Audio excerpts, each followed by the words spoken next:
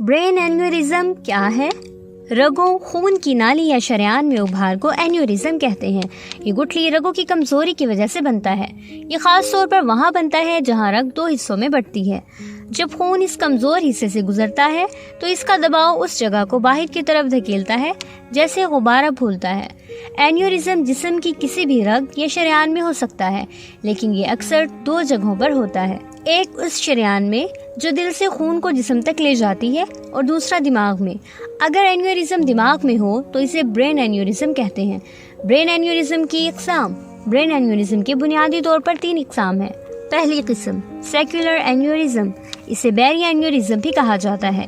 ये एन्यूरिज्म अंगूर की तरह लटका हुआ नजर आता है। ये खून से भरी हुई गोल थैली है जो किसी अहम शरेआन या इसकी शाखों में से अंगूर की तरह लटकी होती है। ये ज्यादातर दिमाग के बेस नीचे की तरफ शरेआनों पर बनता है। बैरी एन्यूरिज्म दिमागी गुठली सबसे आम किस्म है। दूसरी किस्म फ्यूजिफॉर्म एन्यूरिज्म। इस किस्म के एन्यूरिज्म में शरेआन किसी गुब्बारे की तरह फूल जाती है, यानी शरेआन के गिर्द इसके सारे हिस्से फूल जाते हैं। तीसरी किस्म माइकोटिक एन्यूरिज्म। ये एन्यूरिज्म इन्फेक्शन की वजह से होता है। जब कोई इन्फेक्शन दिमाग की शरेआनों को मुतासिर करता है तो ये उनकी दीवार को कमजोर बना देता है। इससे गुठली बनने के इम्कान बढ़ जाते हैं। ब्रेन एन्यूरिज्म या दिमाग में गुठली की इलामात। ब्रेन एन्यूरिज्म खतरनाक नहीं है जब तक कि ये फट ना जाए।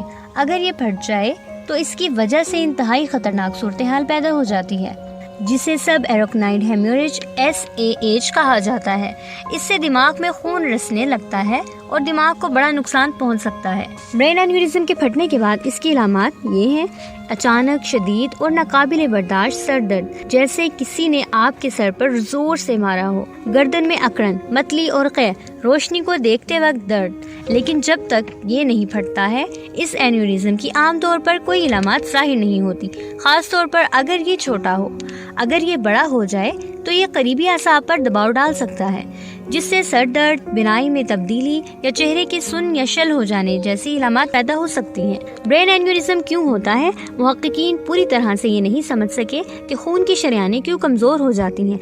ताहम इसकी चंद अहम वजूहात में तंबाकूनोशी, हाई ब्लड प्रेशर वगैरह शामिल हैं। इसके अलावा खानदान के किसी रुकन को दिमागी एन्यूरिज्म की शिकायत जीनियात की वजह से भी हो सकती है। बाज़-औक़ात खून की शरेआनें पैदाइश से ही कमजोर हो जाती हैं। सर की चोट, शराब और मंशियात का इस्तेमाल भी इसकी वजूहात में शामिल है। ब्रेन एन्यूरिज्म किसी भी उम्र में किसी को भी हो सकता है, लेकिन 40 साल से ज्यादा उम्र के लोगों में ये ज्यादा आम है। ये मर्दों के मुकाबले में ख़वातीन में ज्यादा आम है। बरतानिया की नेशनल हेल्थ सर्विस के मुताबिक इंग्लैंड में हर साल हर 15,000 में से एक शख्स के दिमाग में गुठली फट जाती है। अमेरिका में कायम ब्रेन एन्यूरिज्म फाउंडेशन के मुताबिक अमेरिका में हर साल 1 लाख अफराद में इसके 8 से 10 केसेस सामने आते हैं। इसका इलाज क्या है? मेयो क्लिनिक अमेरिका की एक निजी तंजीम है जो सेहत से मुतालिक तहकीक करती है। तंजीम ने ब्रेन एन्यूरिज्म के बारे में तफसीली मालूमात फराहम की हैं। फट जाने वाले ब्रेन एन्यूरिज्म के 2 आम इलाज हैं: सर्जिकल क्लिपिंग और एंडोवेस्कुलर थेरेपी। बात सूरतों में ये तरीका इलाज ना फटे हुए एन्यूरिज्म के लिए इस्तेमाल किए जा सकते हैं, लेकिन इसमें फवाइद से ज्यादा खतरात मुज़म्मिर हो सकते हैं। सर्जिकल क्लिपिंग, इस तरीक़ाकार में एन्यूरिज्म को बंद करना शामिल है। न्यूरोसर्जन खोपड़ी की एक हड्डी को हटाकर एन्यूरिज्म तक पहुंचते हैं। इसके बाद वो इस शरेआन का पता लगाते हैं जो एन्यूरिज्म को खुला रखती है। एक छोटी धाती क्लिप वहां रखी जाती है ताकि खून के बहाव को एन्यूरिज्म में रोका जा सके। सर्जिकल क्लिपिंग को बहुत मौसर समझा जाता है। क्लिपिंग किए हुए एन्यूरिज्म दोबारा नहीं बनते हैं। खतरात में दिमाग में खून बहना या खून का जमना शामिल है। सर्जिकल क्लिपिंग से सेहतयाब होने में तकरीबन 4 से 6 हफ्ते लगते हैं। अगर एन्यूरिज्म फटा नहीं हो तो लोग 1 या 2 दिन में अस्पताल से घर जा सकते हैं। फट जाने वाले गुठली के लिए अस्पताल में तवील क़याम की जरूरत पड़ सकती है। एंडोवेस्कुलर इलाज, ये सर्जिकल क्लिपिंग से कम नागवार है और बाज़-औक़ात इससे ज्यादा महफूज समझा जाता है। एक पतली ट्यूब कैथेटर खून की नाली के जरिए गुठली तक जाती है और इसमें धात की खास कॉइल डाली जाती है। सर्जिकल क्लिपिंग की तरह ये तरीक़ाकार दिमाग में खून बहने या खून के बहाव में रुकावट का मामूली खतरा रखता है। इसके अलावा इसमें ये खतरा भी है कि गुठली दोबारा जाहिर हो सकती है, इसलिए वक्तन फवक्तन इमेजिंग टेस्ट करवाना जरूरी है। स्लो डाइवर्जन या बहाव का रुख मोड़ना, ये भी एक एंडोवेस्कुलर इलाज है। اس میں شریان میں ایک سٹنٹ ڈالا جاتا ہے تاکہ خون کے بہاؤ کو اینیورزم سے ہٹا دیا جائے۔ یہ گٹھلی پھٹنے کے خطرے کو کم کرتا ہے اور جسم کو اسے ٹھیک کرنے میں مدد کرتا ہے۔